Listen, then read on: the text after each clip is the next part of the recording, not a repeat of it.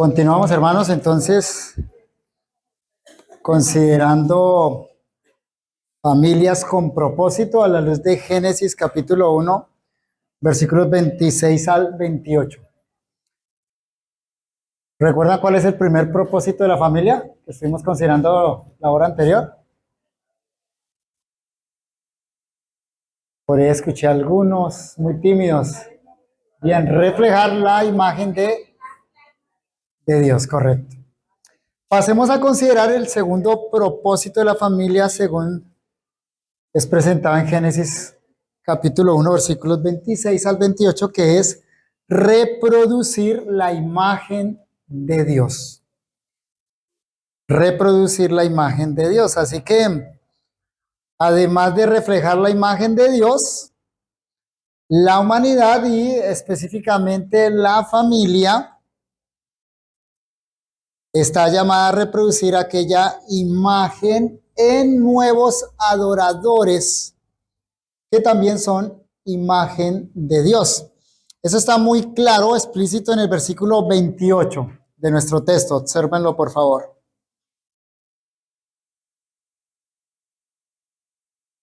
Génesis 1:28.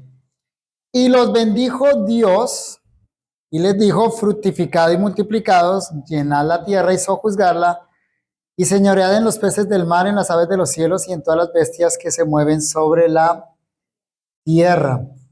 Este versículo comienza con un "y" que lo une con el versículo anterior, es decir, esta bendición y este mandato que aparece en el versículo 28 es para Adán y Eva en el contexto específico de la unión matrimonial.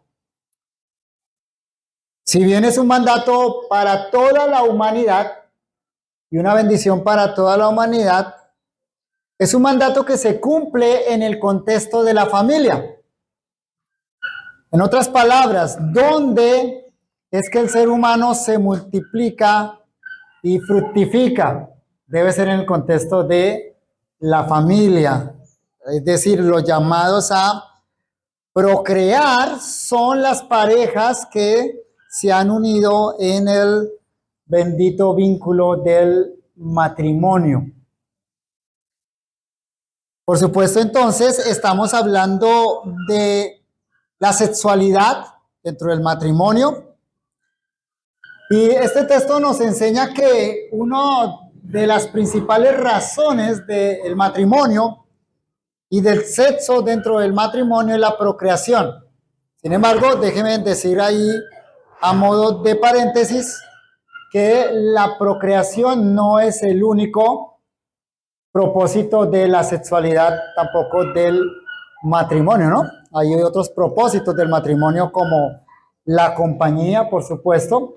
Hay otros propósitos del sexo como el disfrute mutuo, pero aquí específicamente el texto pues se está enfocando a la importancia de la procreación. Ahora, lo importante a tener en mente como punto inicial es el hecho de que en el versículo 27 Dios afirmó que hombre y mujer son hechos a imagen y semejanza suya, de manera que esa multiplicación del hombre y de la mujer en el matrimonio a través de la sexualidad también implica la multiplicación de esa imagen de Dios. Digámoslo de otra manera, ya que Adán y Eva son hechos a imagen y semejanza de Dios, cuando ellos se unen y por medio del sexo generan nuevos seres humanos que van a nacer, van a comenzar a multiplicarse y a llenar la tierra, esos hijos de Adán y Eva van a portar la imagen de la cual ellos ya eran portadores. Los hijos de Adán y Eva entonces son a imagen y semejanza de Dios. Eso aparece bien claro y enfatizado en Génesis capítulo 5, versículos 1 al 3. Y observen esta misma verdad allá, pero este texto de Génesis 1 al 3, posterior al pecado de Adán y Eva, a la caída de Adán y Eva, pues añade un detalle lamentable a esta procreación. Dice Génesis 5, versículos 1 al 3. Este es el libro de las generaciones de Adán. El día en que creó Dios al hombre, y a semejanza de Dios lo hizo, varón y hembra los creó y los bendijo y llamó el nombre de ellos Adán el día en que fueron creados. Esto es casi una copia exacta de lo que leemos allá en Génesis capítulo 1, versículos 26 al 28. Observen el versículo 3. Y vivió Adán 130 años y engendró un hijo suyo a su semejanza, conforme a su imagen, y llamó su nombre Set. ¿Qué nos enseña este texto? Observen que de manera explícita, si unimos versículo 3, que habla de los descendientes de Adán y de Eva, a los versículos 1 y 2, que afirman otra vez que ellos fueron creados a imagen de Dios, explícitamente el versículo 3 nos dice que los hijos de Adán y Eva son portadores también de la misma imagen y semejanza que tenían sus padres. ¿Cuál es esa imagen y semejanza? De nuevo, hay que decirlo, la imagen y semejanza de Dios. De Dios. O sea, cuando Adán y Eva se empiezan a multiplicar, están multiplicando la imagen y semejanza de Dios en la tierra. Cada ser humano que nace en la tierra desde entonces nace llevando esa imagen y semejanza de Dios. Esa verdad aparece reiterada en Génesis capítulo 9 y la reiteran varios textos del Nuevo Testamento, como por ejemplo Santiago capítulo 2, que no los vamos a mirar.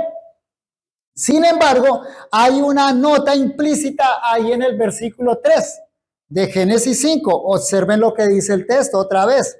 Y vivió Adán 130 años y engendró un hijo a su semejanza, conforme a su imagen, y lo llamó Set. ¿A qué se refiere esa pequeñita palabra ahí? Su semejanza, su imagen. Ya dije, explícitamente se refiere a la imagen de Dios, de la cual son portadores todos los seres humanos, pero en segundo lugar se refiere a la imagen y semejanza del propio Adán. Y en este punto de la historia bíblica, Génesis capítulo 5, este Adán ahora es no solo hecho a imagen de Dios, sino también es un ser pecador. Eso lo vemos en Génesis capítulo 3, no lo vamos a leer allá. Ustedes saben, Adán y Eva son tentados por la serpiente, Satanás. Ellos sucumben a esa tentación, son desterrados del Edén. Y en el capítulo 4 se nos narra que ellos tuvieron dos hijos, Caín y Abel. Y uno de esos hijos, Caín, se levantó contra su hermano Abel y lo mató. Ahí vemos ya en acción la naturaleza pecaminosa del hombre. De hecho, Génesis capítulo 4, en sus últimos versículos, narra otros pecados además del asesinato, como el hecho de que uno de los descendientes de Caín tiene dos mujeres. Entonces sería la poligamia y otros pecados que van a aparecer posteriormente. El capítulo 6 de Génesis dice que el pecado creció en la medida que la raza humana crecía. Es decir, que en la medida que nacían más seres humanos, la tierra no solo se llenó de seres humanos hechos a la imagen y semejanza de Dios, sino que la tierra se llenó también de pecado. El dictamen de Dios en Génesis capítulo 6 es que ya que la maldad había llenado toda la tierra, entonces Dios debía erradicar toda la humanidad, a excepción de Noé y sus descendientes. Así que la nota que nos coloca ya Moisés en Génesis 5:3 al decir que esos hijos de Adán eran a la imagen de Adán, significa que los hijos de Adán ahora son portadores también de la naturaleza pecaminosa. En resumen, y eso es a manera de introducción, y en resumen, todo ser humano que ha nacido naturalmente acá en la tierra, desde Adán y Eva, es a la vez portador de la imagen de Dios, pero también es portador de la imagen del Adán caído. Todo ser humano que nace tiene la imagen de Dios, pero es pecador. Entonces, esa imagen de Dios que está en cada uno de nosotros aquí hoy es una imagen distorsionada, una imagen real, pero distorsionada por el pecado. Usted, cada uno de los que están acá, son imagen de Dios. Están llamados a representar a Dios, pero la manera como nosotros, a partir de la caída, representamos a Dios es de una manera defectuosa, errada, por causa de la naturaleza pecaminosa. Pero el punto que vamos a enfatizar específicamente acá es el hecho de que cuando Dios le ordenó a Adán y Eva multiplicarse, fructificar, lo que estaba en la mente divina es que Adán y Eva llenaran la tierra con imágenes de Dios que fueran verdaderos adoradores de Dios. Y ese es el primer mandato bíblico específico dado a la humanidad. Alguien lo ha llamado la primera gran comisión. La primera gran comisión. ¿Ustedes saben cuál es la gran comisión? ¿Cuál es la gran comisión? Cuando hablamos en el contexto cristiano de gran comisión, ¿a qué nos referimos? Mateo 28, ¿cierto? Y predicar el evangelio a toda criatura, ¿cierto? Bueno, esa no es la gran comisión original. La gran comisión original es esta que estamos leyendo en Génesis 1, 28. De hecho, este pasaje es el origen de la gran comisión de Mateo 28. Este pasaje es la semilla bíblica de la gran comisión de las misiones cristianas de ir y predicar el evangelio para que haya en la tierra adoradores del verdadero Dios. Observe el mandamiento entonces de Génesis 1, 28. Otra vez, leámoslo. Y los bendijo Dios, Génesis 1, 28, y los bendijo Dios y les dijo, fructificad y multiplicados, llenad la tierra y sojuzgadla. Cuando Dios le da este mandamiento a Adán y Eva, ellos están en el Edén. El Edén era un pequeño pedacito de la tierra creada. Y eran una única pareja, dos seres humanos. ¿Qué quiere Dios? Dios quiere que toda la tierra sea llena de su gloria. Que en toda la tierra, en cada rincón de la tierra, haya una imagen suya que lo represente. Y que esa imagen suya, o sea, descendientes de Adán y Eva, adoren al Dios verdadero. De manera que aquí en Génesis 1:28 vemos el corazón misionero de Dios desde el propio inicio. La misión de Adán y Eva era conquistar toda la tierra. ¿Para qué? ¿Y para quién? ¿Para ellos mismos? ¿Para su propia felicidad y deleite? No, para la gloria de Dios. Como dice el profeta, para que toda la tierra fuera llena de la gloria de Dios. Cada rincón de la tierra. Y noten entonces que eso no lo podían hacer Adán y Eva solitos. Ellos solos no iban a conquistar toda la tierra. Piénsalo de esta manera. Adán y Eva vivían en el Espinal o en Girardot, pero la tarea era conquistar toda la tierra. ¿Qué tan grande es el globo con relación a una pequeña ciudad o a un pequeño municipio muy grande? En otras palabras, la pregunta que hay detrás de esto es, ¿cómo Adán y Eva iban a cumplir esa gran comisión de llenar toda la tierra con la gloria de Dios? Tenía que ser a través de la reproducción, a través de tener hijos y que sus hijos tuvieran hijos, etcétera, hasta el punto que nos presenta Génesis capítulo 6. En Génesis 6, toda la tierra estaba llena, poblada, pero hubo un gran problema ya en Génesis 6. A medida que la tierra se llenó de seres humanos hechos a imagen y semejanza de Dios, también se llenó de pecado, porque esos humanos que eran hechos a imagen y semejanza de Dios también eran pecadores. De manera que contaminaron la tierra y Dios debe resolver, destruir toda esa humanidad, comenzar de nuevo con una única familia que era la familia de Noé.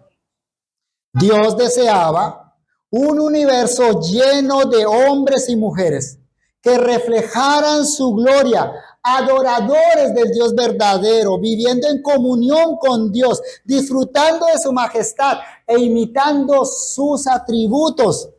Ese fue el propósito original para el ser humano.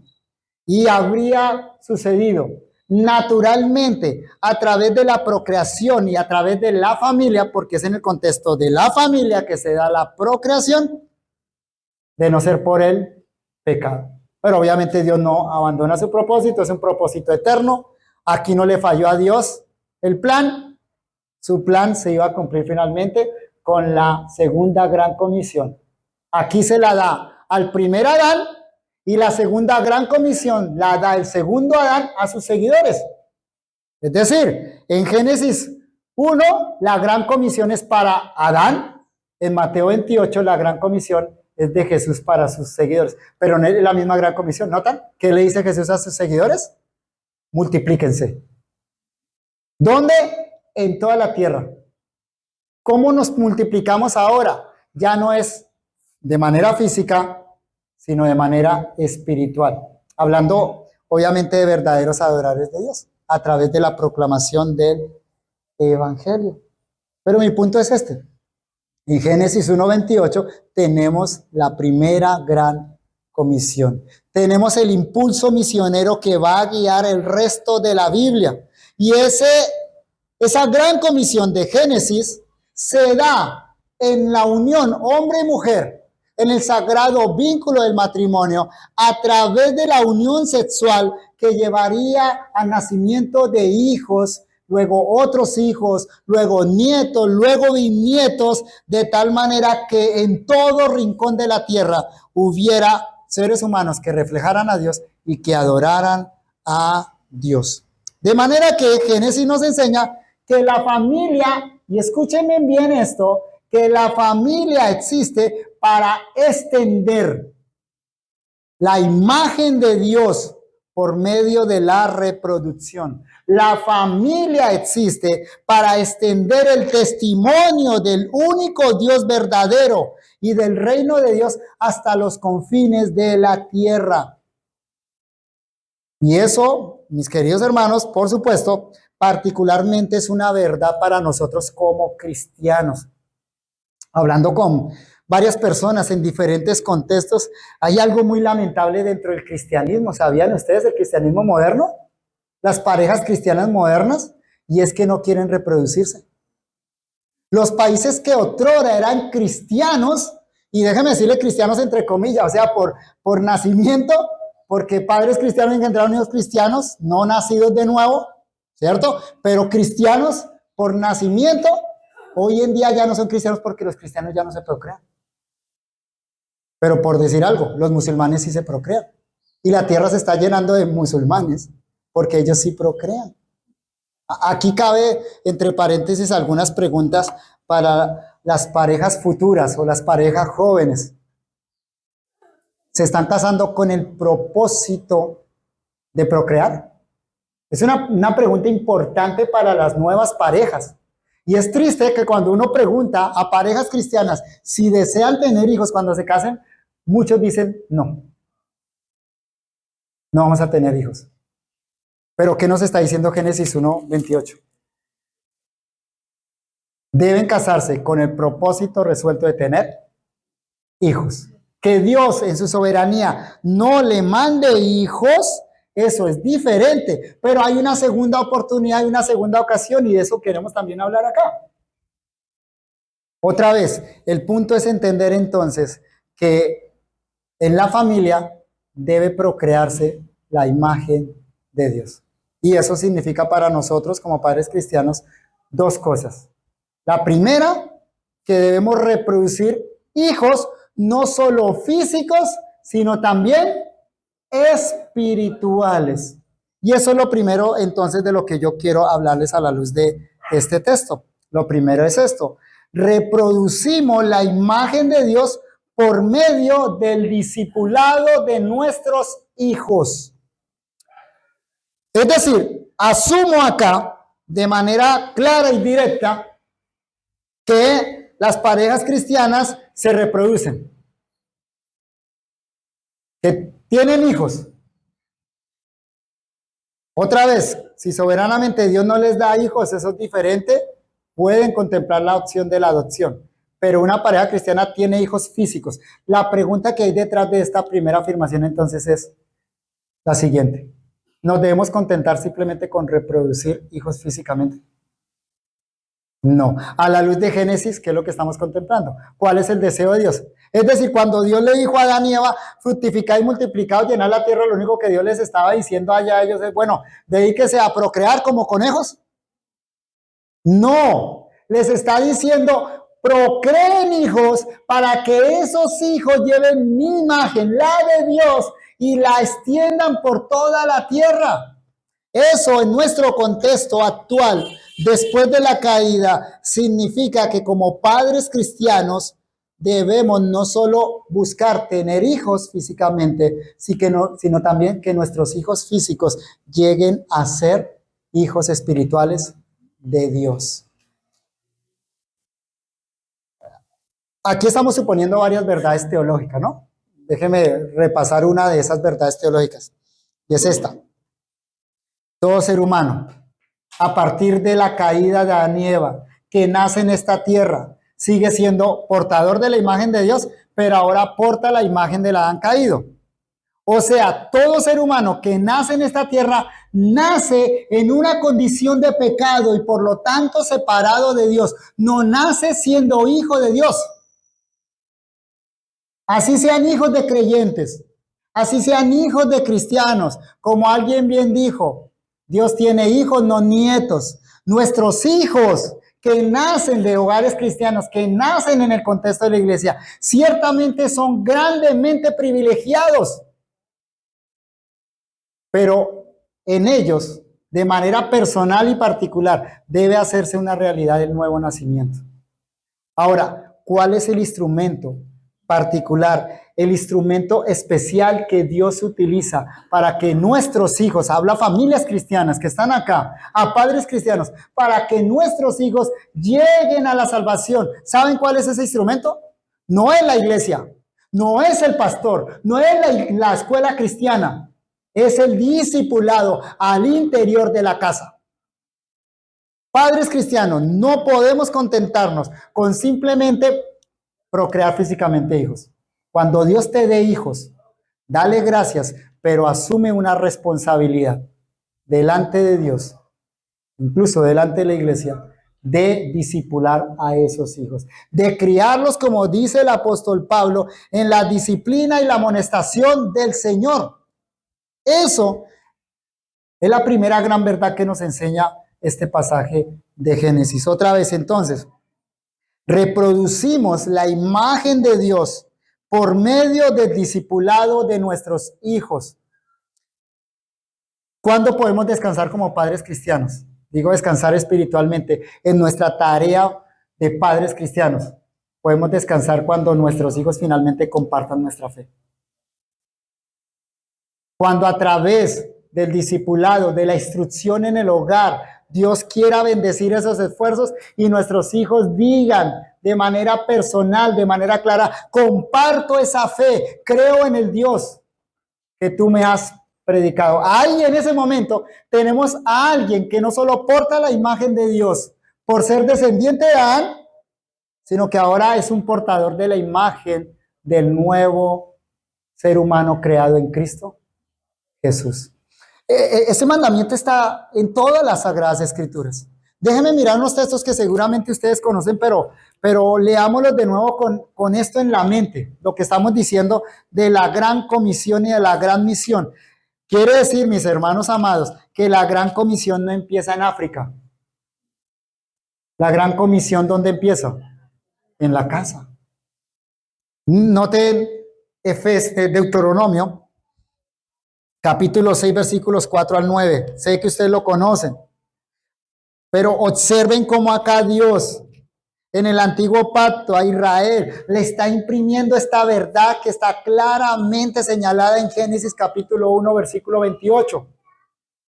Es decir, aquí Dios no está diciendo nada nuevo de lo que ya dijo en Génesis. Simplemente lo está aplicando de manera especial al contexto de Israel. ¿Qué le dice Dios allá a los israelitas? Deuteronomio 6, 4 al 9. Oye Israel, Jehová nuestro Dios, Jehová uno es. Y amarás a Jehová tu Dios con todo tu corazón y con toda tu alma y con todas tus fuerzas. Y estas palabras que yo te mando hoy estarán sobre tu corazón. Y escuchen esto, la gran comisión, la misión, empezando allí en el corazón de la familia. y las repetirás. ¿A quiénes? A tus hijos. Las repetirás a tus hijos. Las repetirás a tus hijos. Y hablarás de ella estando en tu casa, andando por el camino, al acostarte y cuando te levantes, y las atarás como una señal en tu mano y estarán como un recordatorio ante tus ojos, y las escribirás en los postes de tu casa y en tus puertas. Lamentablemente, los judíos simplemente entendieron la letra, pero no el espíritu de este texto. Pero muchos cristianos también solo entienden la letra y no el espíritu de este texto. Ustedes saben que a la luz de este texto, los judíos entonces crearon las filacterias, cajitas con versículos que se las cuelgan acá y acá, en ese sector. Y está bien. Si puedes cargar fichas de memorización bíblica, cárgalas para memorizar la Biblia. Pero este texto, ¿de qué está hablando, queridos hermanos? Está hablando de la primera misión que tiene un padre cristiano y es evangelizar, discipular a sus hijos.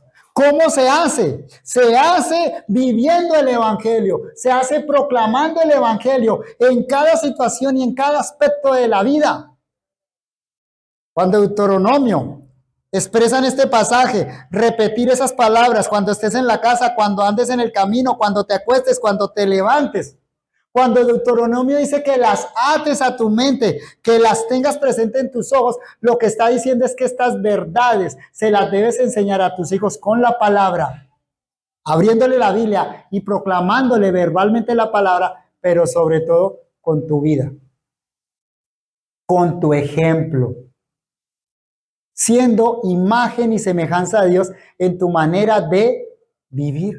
Eso, repito, por causa del estado caído en el que ahora nos encontramos. Para Adán y Eva, que no estaban en el contexto caído allá en el Edén, era simplemente vivir para la gloria de Dios, no tenían el pecado. Sus hijos iban a ver eso y sus hijos iban a aportar naturalmente esa imagen y semejanza sin pecado. Pero a partir del pecado, Adán y Eva, todos nosotros nacemos con pecado, de manera que somos imágenes defectuosas de Dios que ven nuestros hijos. ¿Eso es lamentable o no? Pero no es una excusa, queridos hermanos. No es una excusa.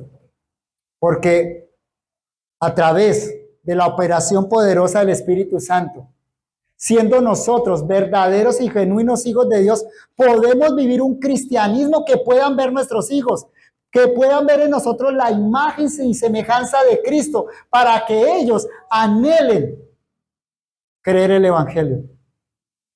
Es triste. Otra vez, volviendo a las estadísticas, es triste saber de la cantidad de deserción de muchachos, de jóvenes dentro del cristianismo. ¿Y saben cuál es la razón? Puede haber razones secundarias, seguramente. Cada caso es diferente. Pero ¿saben cuál es la razón primaria? Falta de coherencia en la vida de sus padres.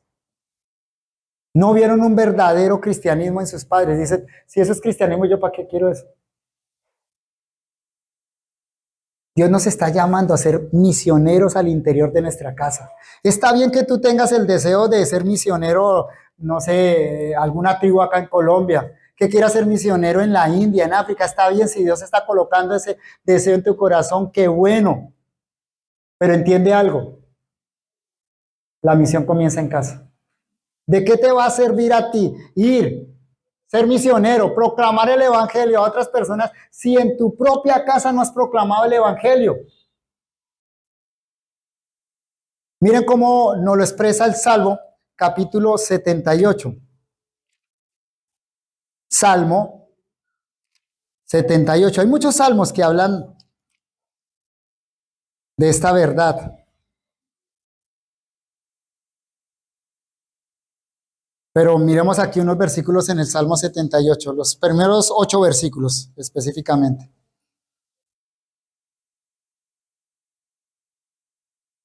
Dice el salmista Asaf, este es un másquil de Asaf: escucha, pueblo mío, mi enseñanza, inclina tu oído a las palabras de mi boca, abriré mi boca en parábolas, evocaré los arcanos del pasado, las cosas que hemos oído y entendido, que nuestros padres nos las contaron. ¿Vieron cómo se transmite la fe? No las ocultaremos a los hijos, contando a la generación venidera las alabanzas de Jehová y su potencia y las maravillas que hizo.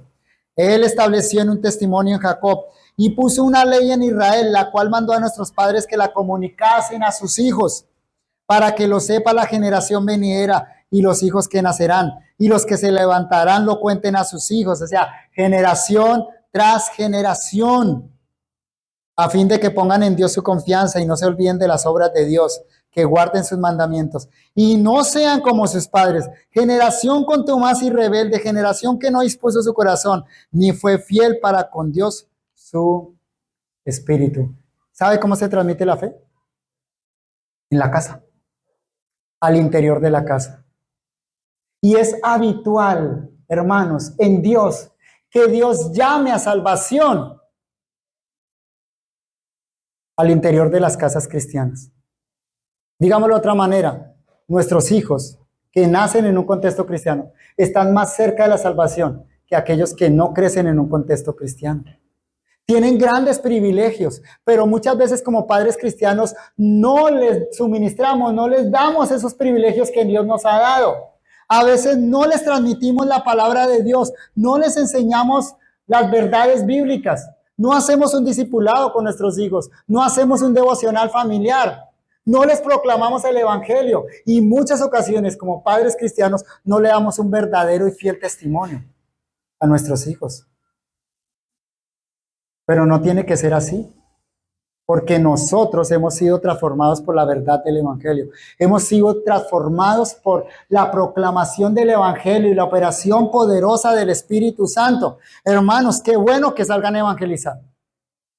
Y toda iglesia sana debe evangelizar su contexto, sus barrios, la gente que está cerca, a los vecinos, a los compañeros de trabajo. Pero déjenme ser insistente en esto. Primero empieza cumpliendo la gran comisión en tu casa, proclamando el evangelio, discipulando a tus hijos, para que no solo procrees físicamente, sino que también procrees espiritualmente. No hay mayor gozo, dice Juan, que el saber que mis hijos andan en la verdad. Lo dice en sentido espiritual, pero eso tiene un sentido natural. No hay mayor gozo para un padre cristiano que saber que su hijo, su hija, comparte la fe. Y de igual manera, no hay mayor dolor para un padre cristiano que tener un hijo que no comparta su fe. Así que debemos trabajar arduamente en esta verdad. Debemos trabajar arduamente en la evangelización de nuestros hijos, confiando en la gracia de Dios. Entonces, en primer lugar, queridos hermanos, esa primera gran comisión se cumple cuando reproducimos la imagen de Dios por medio del discipulado de nuestros hijos.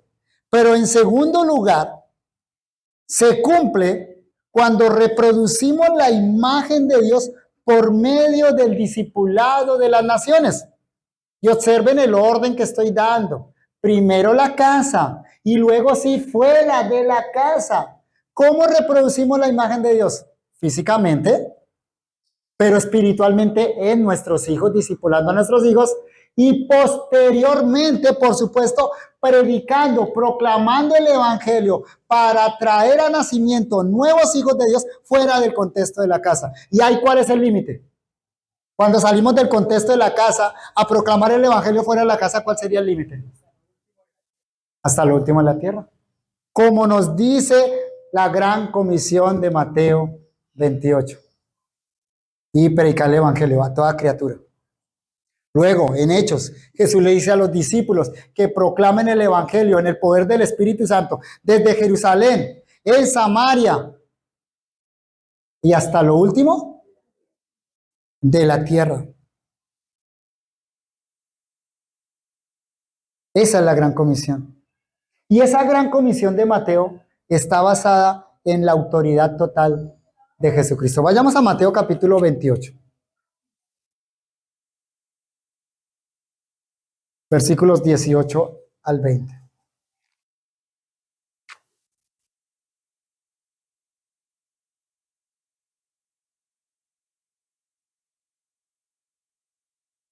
Mateo 28, 18 al 20.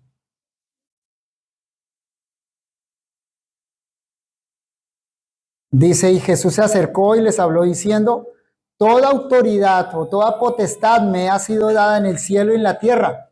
Por tanto, id y haced discípulos a todas las naciones, bautizándolos en el nombre del Padre y del Hijo y del Espíritu Santo, enseñándoles que guarden todas las cosas que os he mandado, y aquí yo estoy con vosotros todos los días hasta el fin del mundo.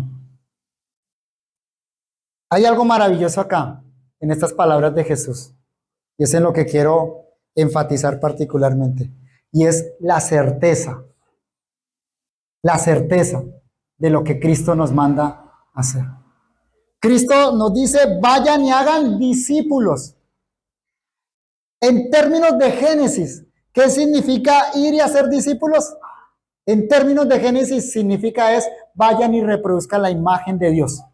¿En dónde? En medio de los seres caídos, en medio de los seres humanos pecadores que se alejaron de Dios y que son imágenes distorsionadas de Dios. Discipularlos es proclamarles el evangelio para que el Espíritu Santo los transforme y los empiece a recrear a la imagen de Cristo Jesús. Esa tarea, ¿saben qué? Es una tarea descomunal. Es una tarea difícil, creo que es la tarea más difícil que hay sobre la tierra. Pero hay una garantía que nos la da Jesús en el versículo 18 y nos la da en el versículo 20. En el versículo 18 dice, toda autoridad me ha sido dada en el cielo y en la tierra. Es decir, vamos a proclamar el evangelio, vamos a ser discípulos en la autoridad de Jesús. Y según el versículo 20, escuchen esto, he aquí yo estoy con vosotros todos los días hasta el fin del mundo. Es la garantía de la compañía permanente de Jesús. Es decir, que cuando nosotros proclamamos el evangelio, lo hacemos en la autoridad de Jesús y Jesús está acompañando esa proclamación del evangelio por medio del Espíritu Santo. Así que la proclamación del evangelio siempre va a traer fruto. Siempre va a traer frutos, siempre. Pero no nos desliguemos de nuestro tema de Génesis, que es la familia. ¿Qué implicaciones tiene esto para la familia? La primera implicación que tiene para la familia es que la casa, la familia cristiana, debe ser un lugar de acogida. Pongámoslo en este término. Todo hogar cristiano debe ser hospedador. Debe ser un lugar de puertas abiertas, hermanos.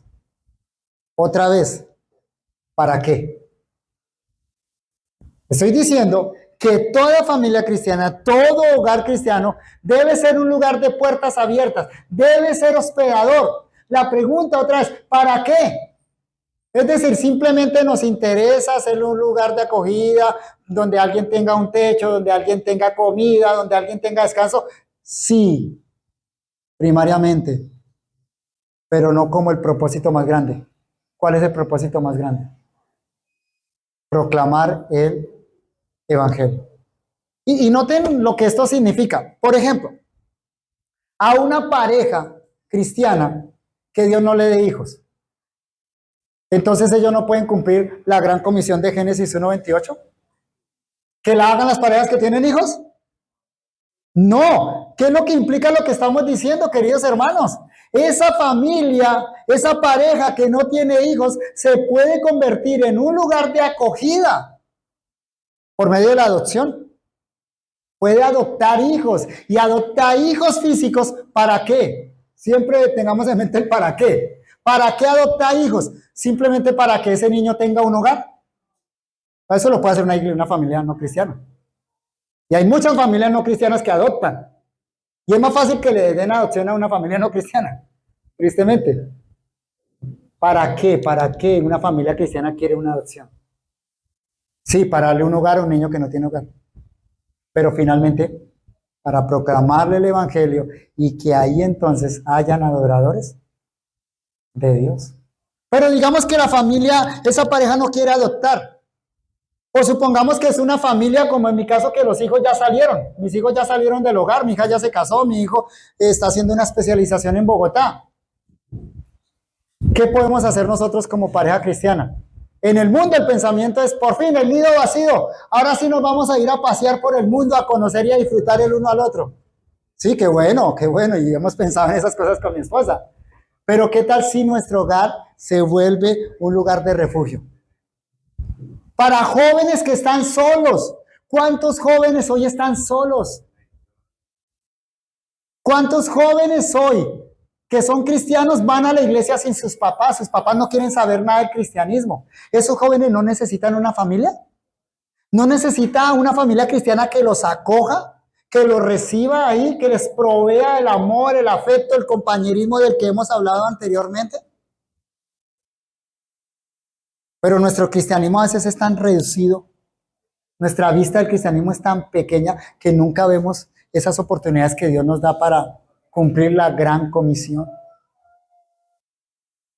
Qué bueno que los hogares de los cristianos sean lugares de puertas abiertas. Incluso si tenemos hijos, adoptar otro niño o tener de paso a un joven, a una jovencita que necesita hogar por un tiempo, tal vez por un traslado de ciudad, por una oportunidad de estudio, una oportunidad laboral.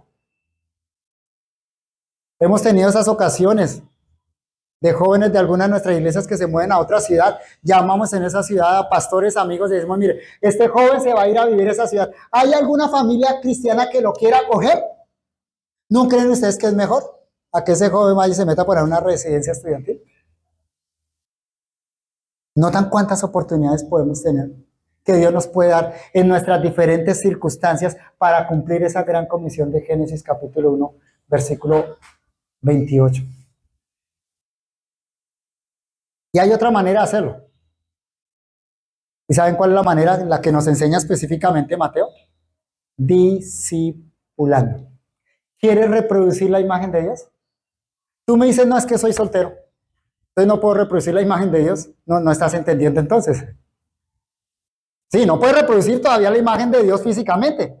Tal vez tú eres viudo, viuda. Tal vez nunca te casaste y ya no contemplas casarte. Entonces, ¿tú ya no haces parte de esa gran comisión de Génesis capítulo 1, 28? ¿Qué crees?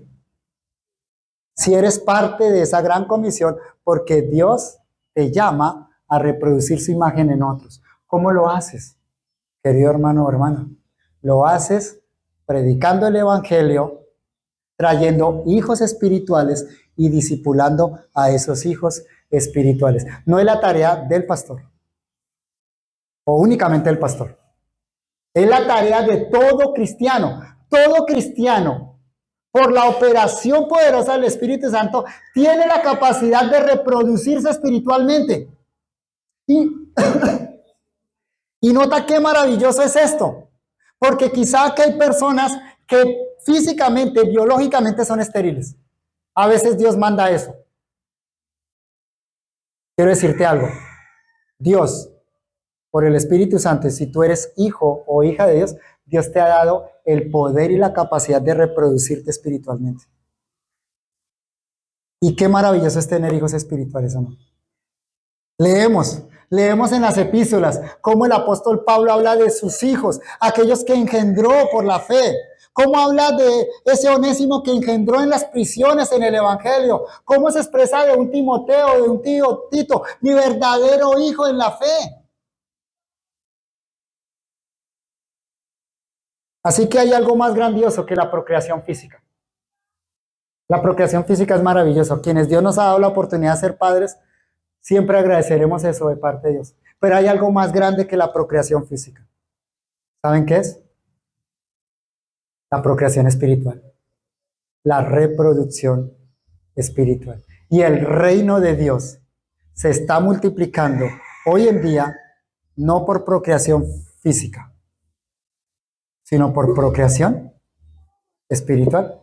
Así que esto tiene que ver con casados, con solteros, con viudos, con todos nosotros, con todos los que están acá, niños, jóvenes, adultos, hombres, mujeres, todos nosotros, verdaderos y genuinos creyentes, estamos llamados a procrearnos espiritualmente. Y de hecho, mis queridos hermanos, ya para terminar, saben que uno de los síntomas de la vida espiritual es la capacidad de reproducirse? Si tú dices haber nacido de nuevo, una de las evidencias de que has nacido de nuevo es que tienes la capacidad de reproducirte espiritualmente. ¿Tienes hijos espirituales? Si no los tienes, bueno, hazte un propósito hoy. Ora, habla con el pastor y dile, quiero tener hijos espirituales. Ayúdeme. Órale a Dios, dile, Dios, ayúdame a discernir dónde puedo proclamar el evangelio para tener un hijo espiritual. Incluso acá mismo. Seguramente aquí tenemos personas no creyentes. Tal vez acá hay niños, niñas, jóvenes, jovencitas que vienen solos a la iglesia, que sus papás no quieren saber nada del cristianismo. Quizá aquí incluso hay adultos que viven solos. Personas de la tercera edad que viven solas. Son personas que tú puedes considerar adoptar como hijos espirituales. Porque la gran familia y la verdadera familia, ¿sabes cuál es? La familia de la fe. De esa que nos habla Pablo en Efesios. Y dice que el padre de esa familia es Dios. Y el hermano mayor de esa familia es Cristo. Y esa familia es una familia para toda la eternidad. Oremos. Amado Señor, abre nuestros ojos, Señor, para ver cuántas oportunidades tenemos a nuestro alrededor para comprometernos con ese gran mandamiento, esa gran comisión de Génesis 1:28 y de Mateo 28, Señor. Abre nuestros ojos, Señor, hacia nuestros propios hijos, en nuestro propio hogar, para que proclamemos el evangelio en el hogar, para que hagamos discípulos de nuestros hijos. Pero también, Señor, que veamos más allá de las puertas de nuestro hogar, a los que están a nuestro alrededor, que podemos acoger, que podemos adoptar, Señor, e incluso, si esa es la gracia tuya para con nosotros, engendrar espiritualmente, Señor. Rogamos, Señor, que hagas a esta iglesia, o a estas iglesias que hoy están representadas, las hagas fructíferas espiritualmente. No nos permitas, Señor, no nos permitas ser estériles, sino que traigamos fruto para tu gloria, nuevas imágenes tuyas que reflejen tu gloria y que te adoren, Señor. En Jesús oramos. Amén.